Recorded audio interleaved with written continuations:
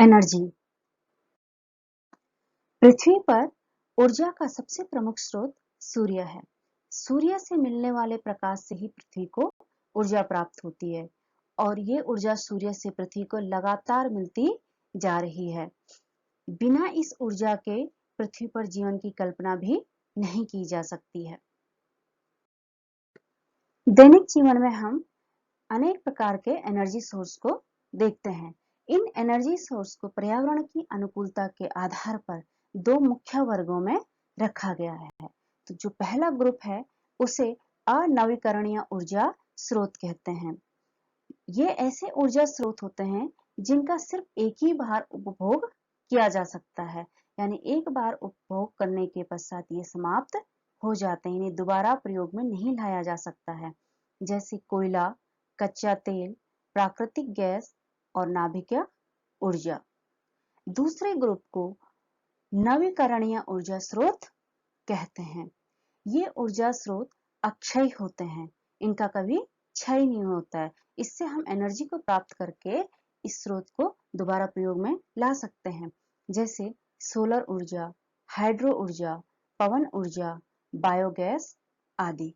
तो इस तरीके से पर्यावरण की दृष्टि से, अनुकूलता की दृष्टि से दो प्रकार के ग्रुप हैं एनर्जी सोर्स के, एक अनवीकरणीय ऊर्जा स्रोत और दूसरा नवीकरणीय ऊर्जा स्रोत। कार्य करने की क्षमता को ऊर्जा कहते हैं और इसे हम जूल में मापते हैं। चलिए समझते हैं इस डेफिनेशन को। यहाँ पर हमने एक रबर बैंड लिया, दोनों हाथों से इस रबर बैंड को जब हम खींचेंगे तो ये कुछ इस तरीके से हो जाएगा, यानी इसका शेप क्या हो जाएगा, बड़ा हो जाएगा जब हम इसे दोनों हाथों से इस तरीके से खींचते हैं। अचानक हमने एक हाथ को छोड़ दिया, एक हाथ से इसे छोड़ दिया, तो क्या होगा, ये जोर की आवाज के साथ वापस आएगा और हमारे हाथ पर, जो दूसरा हाथ है जिससे पकड़ा हुआ है, उस पर चोट करेगा। तो इसका इस उदाहरण से क्या मतलब है? इस एग्जाम्पल का ये मतलब है कि जब हमने इस रबर बैंड को हाथों से खींच करके बड़ा किया तो हमने इस पे कुछ कार्य किया। जो कार्य हमने इसमें किया वो इसमें ऊर्जा के रूप में संचित हो गया। जैसे ही हमने यहाँ पर एक हाथ को हटाया, यानी इधर की तरफ की फोर्स लाइन को हटा दिया, तो ये ऊर्जा काम करने लगी और ऊर्जा के काम करने के कारण ही ये रबड़ हमारे हाथ पे जोर की आवाज के साथ लगता है और साथ ही हमें चोट भी करता है। तो इस प्रकार से जो एनर्जी है वो वर्क का ही एक रूप है। जब हमने रबर बैंड पे वर्क किया तो वही वर्क इस रबर बैंड में एनर्जी के रूप में संचित हो गया और जैसे ही हमने ये फोर्स हटा दिया, इधर का हाथ छोड़ दिया, तो ये रबर बैंड उस एनर्जी को रिलीज करता है, एक तो ध्वनि ऊर्जा में और दूसरा फोर्स के रूप में। तो ध्वनि ऊर्जा के रूप में हमें आवाज सुनाई दी और फोर्स के रूप में हम पे चोट लगी।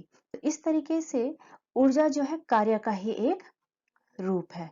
तो कार्य करने की जो क्षमता है, कितना कार्य कर सकता है कोई, वही एनर्जी कहलाती है। यानी अगर हमें एनर्जी को मापना है तो हमें कार्य को ही मापना होगा, इसीलिए इसका जो यूनिट है वो जूल है। ऊर्जा को दूसरे तरीके से समझते हैं। यहाँ पर ये एक बॉक्स है, इधर से एक बच्चा आया और इसने इस बॉक्स पे धक्का दिया, यानी बच्चे ने इस बॉक्स पे फोर्स अप्लाई किया जिसकी डायरेक्शन लेफ्ट टू राइट है। अभी हमने एक छोटा सा सिस्टम यहाँ पे कंसीडर किया है। इस सिस्टम के दो ऑब्जेक्ट हैं, पहला ये बच्चा और दूसरा ये बॉक्स। इस बच्चे ने इस बॉक्स पे कुछ कार्य किया, तो बच्चे ने कार्य किया और कार्य हुआ है बॉक्स पे। तो इस सिस्टम में जो दो ऑब्जेक्ट हैं, इनमें एक में ऊर्जा की हानि होगी और एक में ऊर्जा की प्राप्ति होगी। तो यहाँ पर जो ये बच्चा है, जैसे ही इसको धक्का देता है, इस पे कार्य करता है, तो इस बच्चे में ऊर्जा की हानि होती है, यानी इस ऑब्जेक्ट में ऊर्जा की हानि होती है और वो ऊर्जा ट्रांसफर हो जाती है इस दूसरे ऑब्जेक्ट में, यानी इस बक्से में। तो इस तरीके से इस दूसरे ऑब्जेक्ट में ऊर्जा की प्राप्ति होती है, यानी ये एनर्जी को गेन करता है। तो जब कभी वर्क किया जाता है तो करने वाला वस्तु जो वर्क करता है, चाहे वो मशीन है चाहे वो लिविंग थिंग है, उसमें एनर्जी लॉस होती है, जबकि जिस पर वो वर्क करता है उसमें एनर्जी गेन होती है। तो इस तरीके से ऊर्जा की एक जगह हानि होगी और दूसरी जगह इसकी प्राप्ति होगी। चलिए ऊर्जा के दूसरे रूप को समझते हैं। यहाँ पर ये दो बच्चे गेंद के साथ खड़े हैं। पहले बच्चे ने गेंद पर किक मारी और गेंद गति करते हुए दीवार से जाके टकरा गई। जैसे ही गेंद दीवार पे टकराई, हमें प्रकाश ऊर्जा के रूप में इसके चारों ओर प्रकाश दिखाई दिया और इसके साथ ही ध्वनि भी हमें यहाँ पे सुनाई दी। दूसरी कंडीशन में इस दूसरे बच्चे ने भी गेंद पे किक मारी और तेज स्पीड से जाते हुए गेंद तेजी से दीवार पे टकराई। यहाँ पर भी हमें प्रकाश ऊर्जा के रूप में प्रकाश दिखाई दिया और साथ ही ध्वनि भी सुनाई दी। तो इस एग्जाम्पल में हो क्या रहा है कि जैसे ही इस बच्चे ने पहले बच्चे ने गेंद पे किक की, यानी फोर्स अप्लाई किया, तो इसने इस पे कोई वर्क किया। इसने पहले बच्चे ने कम फोर्स अप्लाई किया, इसलिए गेंद की गति कम हो गई और ये गेंद जब दीवार पे टकराई तो जो ये प्रकाशीय ऊर्जा यहाँ पे दिखाया गया है, ये सिंबॉलिक रूप में दिखाया गया है कि जो प्रकाशीय ऊर्जा है इसकी इंटेंसिटी सेकंड वाले कंडीशन से कम है। दूसरी कंडीशन में बच्चे ने किक तेज से लगाई, यानी तेज फोर्स अप्लाई किया। इसका मतलब इसने इस पे गेंद पर तेज वर्क किया, जिससे गेंद की स्पीड के साथ साथ जब ये दीवार से टकराए तो ये जो प्रकाशीय ऊर्जा के रूप में दिखाया गया है, इसकी इंटेंसिटी पहले वाली कंडीशन से तेज है। तो इसका मतलब क्या हुआ कि जब पहले वाले बच्चे ने गेंद पर फोर्स अप्लाई किया जो कि कम था दूसरी कंडीशन से, यानी पहले वाली कंडीशन में इस बच्चे ने कम वर्क किया इस गेंद पर, जिसके कारण गेंद की स्पीड कम हुई और गति कम होने के कारण ही इस दीवार पर ये जो सिंबॉलिक रूप में दिखाया गया है इसकी इंटेंसिटी भी कम है और कम इस दीवार पर इसकी टक्कर हुई। जबकि दूसरी कंडीशन में बच्चे ने तेज स्पीड से किक दी, यानी तेज फोर्स अप्लाई किया, अर्थात ज्यादा वर्क किया गेंद पर, जिसके कारण गेंद की स्पीड भी बढ़ी और जब दीवार से टकराई तो आवाज के साथ साथ जो ये लाइट है इसकी इंटेंसिटी भी अधिक हो गई। तो इसका मतलब जितना काम किया जाएगा, जितना कार्य किया जाएगा, उसका परिणाम उतना ही अलग होगा, उसी रूप में हमें प्राप्त होगा। अगर कम कार्य किया जा रहा है तो कम एनर्जी उत्पन्न हो रही है और अधिक कार्य किया जा रहा है तो अधिक एनर्जी उत्पन्न हो रही है। यहाँ पर जो ये ऊर्जा है ये इस गेंद में गति के कारण है। ये जब गेंद इस पे टकराए दीवार पे तो दूसरी कंडीशन में तेज गति से टकराए और पहली कंडीशन में धीमी गति से टकराए, जिसके परिणाम स्वरूप यहाँ पे दीवार पर ये लाइट कम और ज्यादा दिखाई दे रही है। तो अधिक गति के कारण अधिक ऊर्जा और कम गति के कारण कम ऊर्जा इस दीवार पर हमको दिखाई दे रही है। तो क्योंकि ये ऊर्जा गति के कारण है इसलिए इसे गतिज ऊर्जा कहते हैं। तो किसी भी वस्तु में गति के कारण जो ऊर्जा होती है उसे गतिज ऊर्जा कहते हैं। अब गतिज ऊर्जा के लिए सूत्र स्थापित करते हैं। पहले वाली कंडीशन को ही देख लेते हैं, दोनों में से कोई भी हम एक देख लेते हैं। तो जो पहली कंडीशन थी, जब प्रारंभिक स्थिति में गेंद इस बच्चे के पांव के पास थी तो उस कंडीशन में वो स्थिर अवस्था में थी। सपोज दैट उस समय उसका जो वेग है उसे इनिशियल वेलोसिटी या प्रारंभिक वेग से निरूपित करें और उसे u रखें तो u का वैल्यू समय कितना आ जाएगा, 0 आ जाएगा, क्योंकि गेंद स्थिर अवस्था में थी।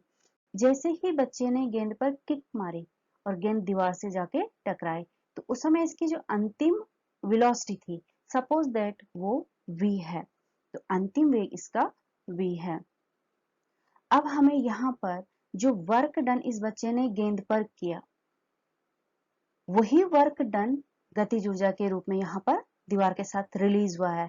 तो हम वो वर्क डन कैलकुलेट कर लेंगे तो हमें गतिज ऊर्जा प्राप्त हो जाएगी।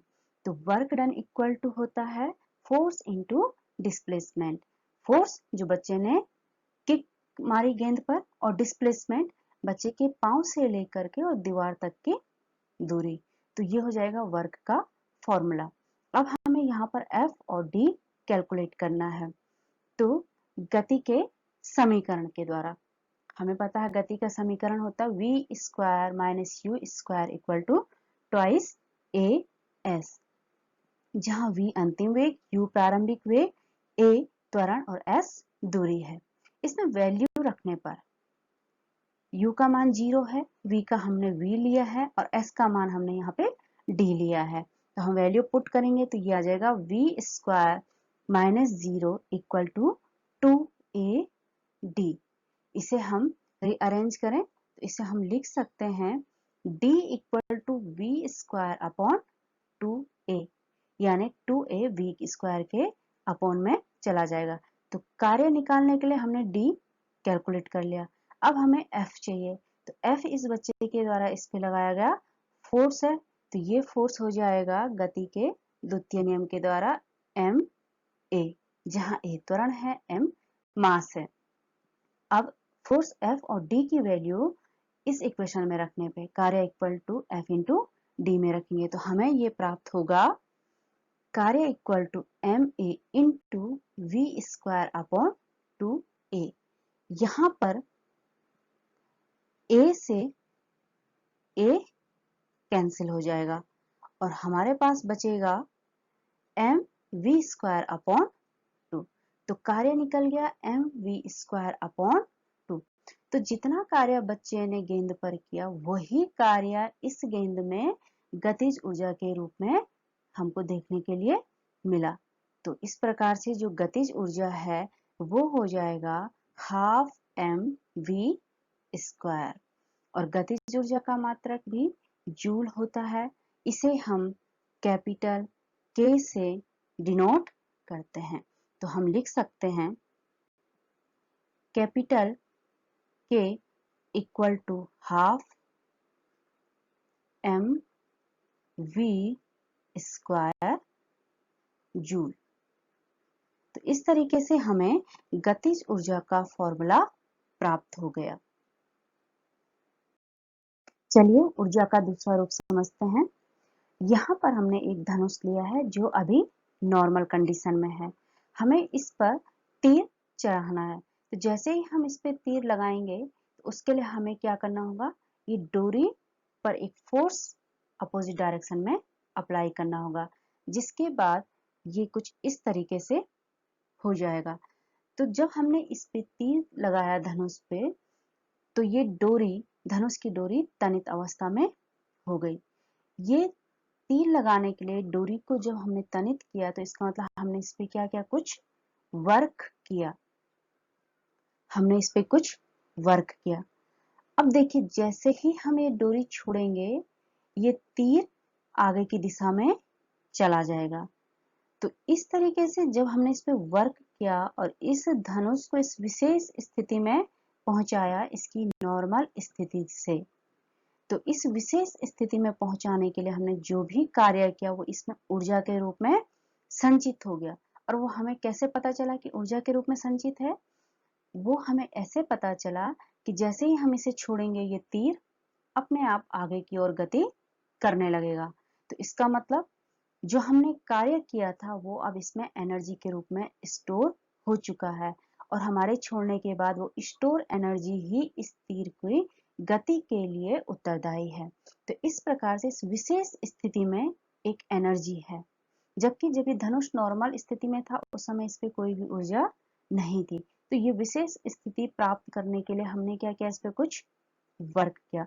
जितना भी वर्क किया वो इसकी इस कंडीशन में, इस स्थिति में एनर्जी के रूप में स्टोर हो गया। तो ऐसी ऊर्जा को हम स्थितिज ऊर्जा कहते हैं, क्योंकि ये इस वस्तु की एक पर्टिकुलर पोस्चर या स्टेज के कारण है। तो किसी वस्तु की विशेष स्थिति एवं विन्यास के कारण उसमें जो ऊर्जा निहित होती है उसी को हम स्थितिज ऊर्जा कहते हैं। अब पोटेंशियल एनर्जी के लिए फॉर्मूला ड्राइव करते हैं। यहाँ पर एक क्यूब रखा है, इस क्यूब को ग्राउंड से ऊपर उठाने के लिए हमें इस पे एक फोर्स अप्लाई करना होगा जिसकी डायरेक्शन अपवर्ड होगी। जब हमने इस पे फोर्स अप्लाई किया तो ये क्यूब सपोज दैट ग्राउंड से इस स्टेज पर चला गया, यहाँ पे हम इसको ले गए, माना इसकी हाइट ग्राउंड से h मीटर है। जब ये क्यूब यहाँ पे रखा होगा, इस हाइट पे होगा, तो इस पे एक वेट लगेगा, इसका जो भार होगा mg, वो नीचे की ओर होगा, यानी उसकी जो डायरेक्शन होगी पृथ्वी की ओर होगी। तो इस क्यूब को उठाने के लिए, पृथ्वी से उठाने के लिए जो हमें मिनिमम फोर्स अप्लाई करना होगा वो इसके वेट के बराबर अप्लाई करना होगा, यानी जो हमें इस पे फोर्स लगाना होगा वो हो जाएगा हमारा इसके वेट के बराबर, अर्थात F इक्वल टू mg, जहां m इसका द्रव्यमान है और g गुरुत्वीय त्वरण है जिसकी वैल्यू 9.8 मीटर पर सेकेंड स्क्वायर होती है। तो जब हमने इस क्यूब को जमीन से h हाइट पर ले गए तो इसमें हमने कुछ कार्य किया और जो कार्य हमने किया वही इस क्यूब में अब एनर्जी के रूप में स्टोर होगा, यानी पोटेंशियल एनर्जी के रूप में वो स्टोर होगा। तो हमें वो वर्क डन निकालना है जो हमने इस क्यूब को जमीन से h हाइट तक ले जाने में किया है। तो work done W equal to हो जाएगा फोर्स इंटू डिस्प्लेसमेंट। ये फॉर्मूला होता है वर्क का, फोर्स इंटू डिस्प्लेसमेंट। यहां पर फोर्स है F और डिस्प्लेसमेंट है h, यानी हम इसे पृथ्वी सतह से h हाइट तक ले गए।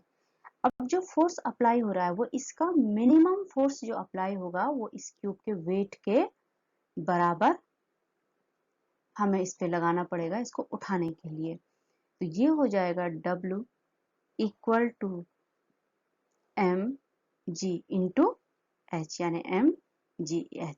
तो ये हो गया टोटल वर्क डन जूल। इतना हमने इस क्यूब को पृथ्वी सतह से ग्राउंड से h हाइट तक ले जाने में कार्य किया। जब ये ग्राउंड पे था, यहां से हमने इसे h हाइट तक ले गए तो हमने कार्य किया mgh, और किया गया कार्य ही इस क्यूब में एनर्जी के रूप में यहाँ पर स्टोर होगा, जो कि इसकी विशेष स्थिति, जब ये ग्राउंड है यहाँ से ऊपर ये जो विशेष स्थिति है इसके रूप में इसमें संचित होगा।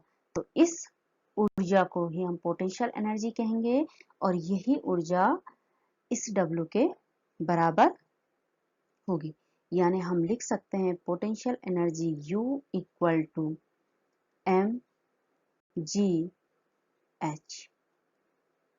तो ये आ गया हमारे पास पोटेंशियल एनर्जी का फॉर्मूला जो होता है mgh। इसमें मास ऑफ द बॉडी जिस पे वर्क किया जा रहा है, g कांस्टेंट है गुरुत्वीय त्वरण, और h जो हाइट है। तो यहाँ पर देखिए जो पोटेंशियल एनर्जी है वो केवल h पर डिपेंड कर रही है, क्योंकि m किसी भी बॉडी का मास कांस्टेंट होता है, g भी कांस्टेंट होता है, यानी भार कांस्टेंट होता है। तो जो पोटेंशियल एनर्जी है वो पृथ्वी सतह से जितनी हाइट पे जाएगी उतनी ज्यादा बढ़ती जाएगी, और पृथ्वी सतह पर h इक्वल टू 0 होगा तो पोटेंशियल एनर्जी 0 होगी।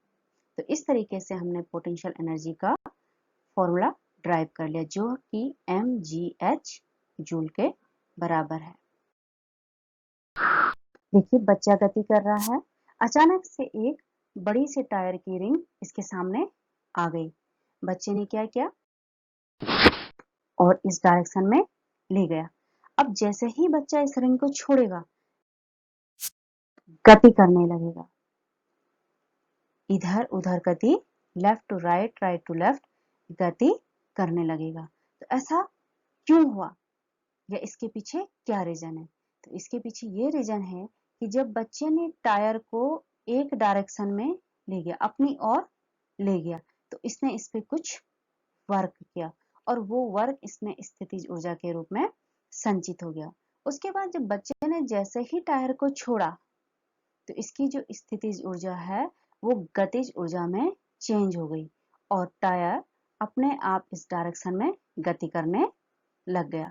जब ये इधर सबसे राइट मोस्ट पे पहुंचा तो इसकी जो गतिज ऊर्जा है वो फिर से शून्य हो गई या कम हो गई, मिनिमम हो गई और स्थितिज ऊर्जा मैक्सिमम हो गई।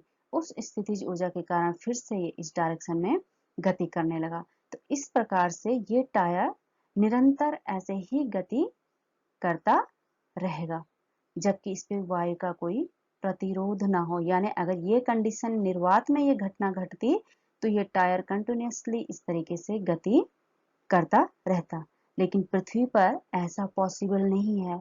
कुछ ही देर पे जाके एक दो राउंड के बाद टायर रुक जाएगा क्योंकि पृथ्वी पर वायुमंडल में प्रतिरोध है जो वायु के कारण इस टायर पे प्रतिरोध अप्लाई करता है और इसकी गति का विरोध करता है। चलिए अब लॉ ऑफ एनर्जी कंजर्वेशन को समझते हैं कि ऊर्जा संरक्षण का नियम क्या है। देखिए यहाँ पर एक बिल्डिंग है जिसकी छत में बच्चा खड़ा है और इसके पास एक गेंद है। बच्चे ने गेंद को नीचे गिराया और गेंद ग्राउंड पर आ गई। इस एग्जाम्पल से हम एनर्जी कंजर्वेशन को समझेंगे कि कैसे यहाँ पे एनर्जी कंजर्वेशन का रूल अप्लाई हो रहा है। यहाँ पर जब प्रारंभिक स्थिति थी, गेंद बच्चे के पास छत पर थी, तो उस कंडीशन में अगर इस बिल्डिंग की हाइट h है तो यहाँ पर इस पॉइंट पर इसकी जो पोटेंशियल एनर्जी है वो कितनी हो जाएगी mgh और ये मैक्सिमम पोटेंशियल एनर्जी होगी। इसके विपरीत इस पॉइंट पर इसकी काइनेटिक एनर्जी 0 होगी। क्यों? क्योंकि k इक्वल टू होता है हाफ m v स्क्वायर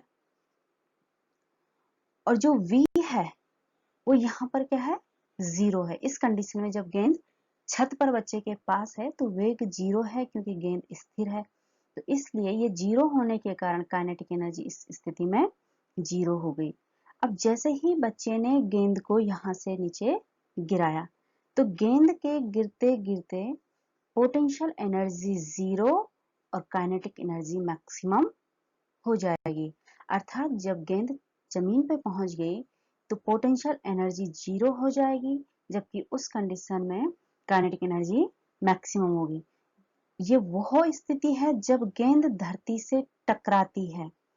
जैसे ही बच्चे ने गेंद ऊपर से फेंकी और गेंद जब धरती पर टकराएगी, ये उस पॉइंट पे है कि पोटेंशियल एनर्जी 0 और काइनेटिक एनर्जी मैक्सिमम होगी क्योंकि जब गेंद धरती पर टकराएगी तो उसकी वेलोसिटी मैक्सिमम होगी, इस वजह से काइनेटिक एनर्जी मैक्सिमम होगी। और उस समय जब गेंद पृथ्वी पर टकरा रही है तो हाइट इसकी पृथ्वी से 0 हो जाएगी, इसलिए पोटेंशियल एनर्जी 0 हो जाएगी। तो इस तरीके से जब बच्चे ने गेंद को छत से गिराया तो पोटेंशियल एनर्जी मैक्सिमम से मिनिमम यानी 0 की ओर गई और काइनेटिक एनर्जी 0 से मैक्सिमम एनर्जी को प्राप्त हुई। तो यहाँ पर देखते हैं कि एनर्जी कंजर्वेशन का रूल कैसे अप्लाई हो रहा है। बच्चे ने गेंद को फेंका तो गेंद पर पृथ्वी के कारण वर्क किया गया जो कि इस पे कुल एनर्जी के रूप में होगा।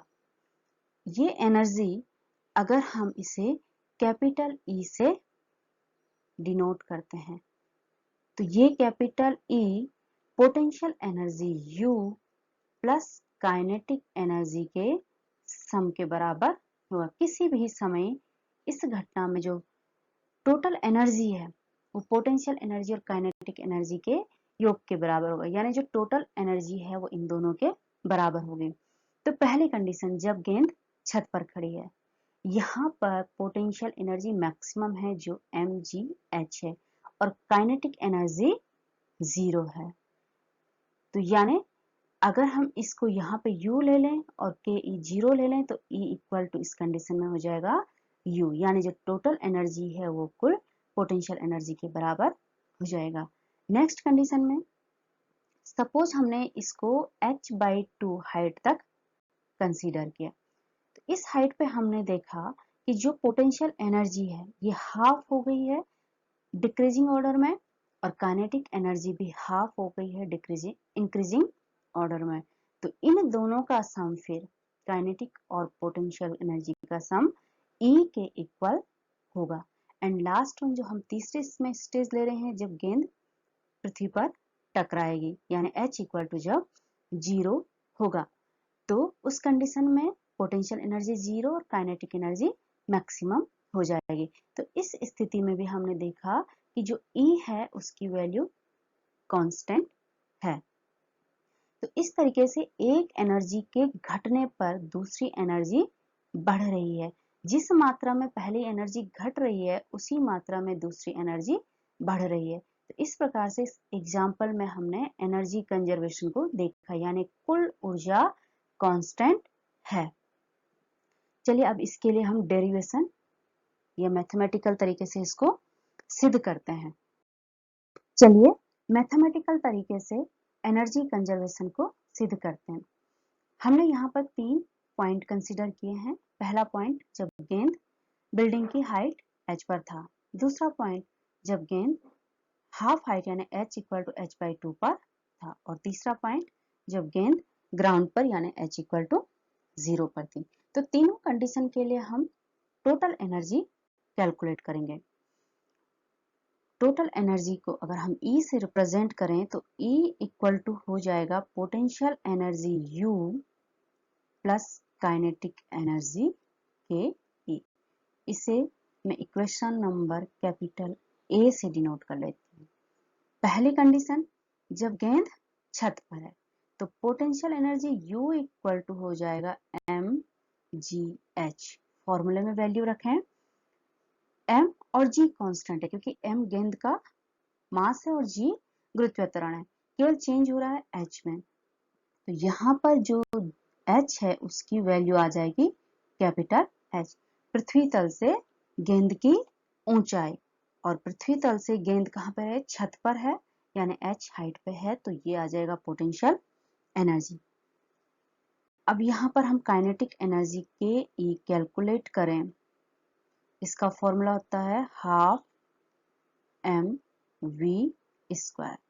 क्योंकि गेंद स्थिर अवस्था में है तो वेलोसिटी 0 होगी, तो यहाँ पर जो काइनेटिक एनर्जी है 0 होगी। गेंद क्या है इस कंडीशन में, छत पर है और स्थिर अवस्था में है, तो यहाँ पर total energy E equal to हो जाएगा, वैल्यू पुट करते हैं mg capital H plus 0 and this is equal to mg capital H and this is the total energy in that stage। जब h हाइट पर था तो कुल ऊर्जा हमारे पास निकली mgh। दूसरी कंडीशन हम देखते हैं जब हाफ हाइट पर गेंद है, तो दूसरी condition potential energy U equal to हो जाएगा mgh। वैल्यू पुट करें तो ये हो जाएगा mg कैपिटल H बाय 2, क्योंकि हाइट क्या है h/2 सेकेंड स्टेज पे।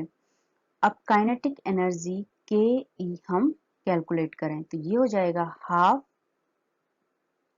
mv²। अब देखिए जब गेंद मिडिल पॉइंट पर थी तो यहाँ पर कुछ ना कुछ वेलोसिटी जरूर होगी, हमें यहाँ पर ये वेलोसिटी ही कैलकुलेट करनी है। तो वेलोसिटी कैलकुलेट करने के लिए हम यहाँ पर गति का समीकरण अप्लाई करते हैं, v² minus u² equal to 2as। तो यहाँ पे सपोज दैट वेग v² है तो v² माइनस u प्रारंभिक वेग है जबकि गेंद छत पर थी, तो प्रारंभिक वेग क्या है 0, क्योंकि गेंद 0 स्थिति पे 0 वेलोसिटी में थी, यानी गेंद स्थिर थी। 2 a की जगह क्या आ जाएगा यहाँ पे स्मॉल g, क्योंकि गेंद गुरुत्वीय त्वरण के अधीन गति कर रही है, और s की जगह आ जाएगा हाइट। तो हाइट कितना है यहाँ पर h/2। 2 से 2 कैंसिल हो गया, तो हमारे पास v² इक्वल टू बचा g कैपिटल H। v² की वैल्यू काइनेटिक एनर्जी की इस इक्वेशन में सब्स्टिट्यूट करने पर हमारे पास के ई इक्वल टू आ जाएगा हाफ m और v² की जगह आ जाएगा small g and capital H। तो पोटेंशियल एनर्जी की वैल्यू और काइनेटिक एनर्जी की वैल्यू इक्वेशन नंबर ए में पुट करें तो ये आ जाएगा E equal to mg h/2 plus half mg h and half equal to 1, तो हमें मिल जाएगा E equal to mg capital H। This is the total energy at the point of half h। And last condition, third condition, जबकि गेंद पृथ्वी पर टकराती है तो potential energy U equal to mg h में वैल्यू रखने पर h की वैल्यू 0 हो जाएगी, तो पोटेंशियल एनर्जी 0 हो गई। अब यहाँ पर हम काइनेटिक एनर्जी को निकालेंगे तो ये हो जाएगा काइनेटिक एनर्जी हाफ mv²। हमें v कैलकुलेट करना होगा, तो v कैलकुलेट करने के लिए जो अंतिम वेलोसिटी है वो हमारे पास v है और जो प्रारंभिक वेलोसिटी है वो हमारे पास 0 है। तो हम जब इसकी वैल्यू पुट करेंगे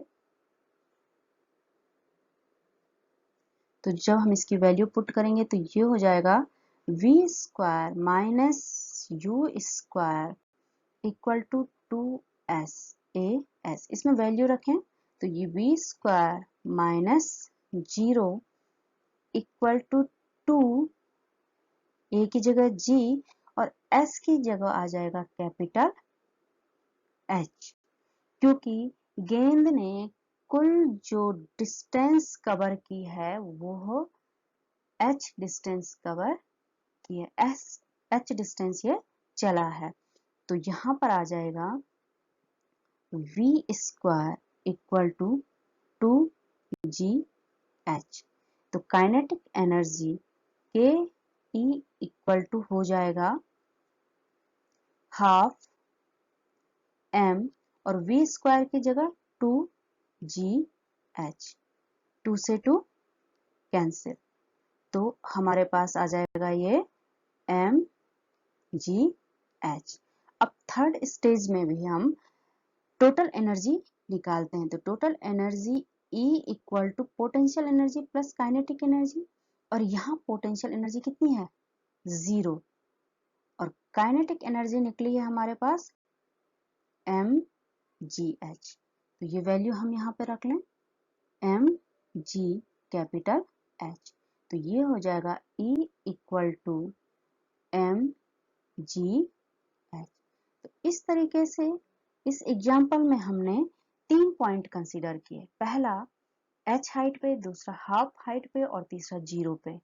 तीनों कंडीशन में हम देख रहे हैं कि total energy E equal to mgh, E equal to mgh और E इक्वल टू mgh हमें मिल रही है, यानी टोटल एनर्जी कांस्टेंट है, जबकि पोटेंशियल एनर्जी और काइनेटिक एनर्जी की वैल्यू चेंज है। पहले स्टेज में मैक्सिमम पोटेंशियल एनर्जी है और काइनेटिक एनर्जी 0 है। जब हमने मिड पॉइंट लिया तो पोटेंशियल एनर्जी भी हाफ है और काइनेटिक एनर्जी भी हाफ है, जबकि थर्ड स्टेज में पोटेंशियल एनर्जी 0 और काइनेटिक एनर्जी मैक्सिमम है। तो इस तरीके से इस एग्जाम्पल के द्वारा हमने विभिन्न स्थितियों में देखा कि कुल ऊर्जा नियत है, तो अर्थात ये प्रदर्शित करता है कि जब ऊर्जा पोटेंशियल से काइनेटिक में चेंज होती है, रूपांतरित होती है, तो किसी निकाय की, एक निकाय के, एक सिस्टम की कुल ऊर्जा कांस्टेंट होती है या संरक्षित होती है। तो इसी को ऊर्जा संरक्षण का नियम कहते हैं, अर्थात ऊर्जा को ना तो उत्पन्न किया जा सकता है और ना ही नष्ट किया जा सकता है, इसका केवल रूप परिवर्तित होता है। जैसे यहाँ हमने इस एग्जाम्पल में देखा कि पोटेंशियल एनर्जी काइनेटिक एनर्जी में कन्वर्ट हो रही है। तो इस तरीके से हमने मैथमेटिकल तरीके से भी एनर्जी कंजर्वेशन को सिद्ध कर लिया।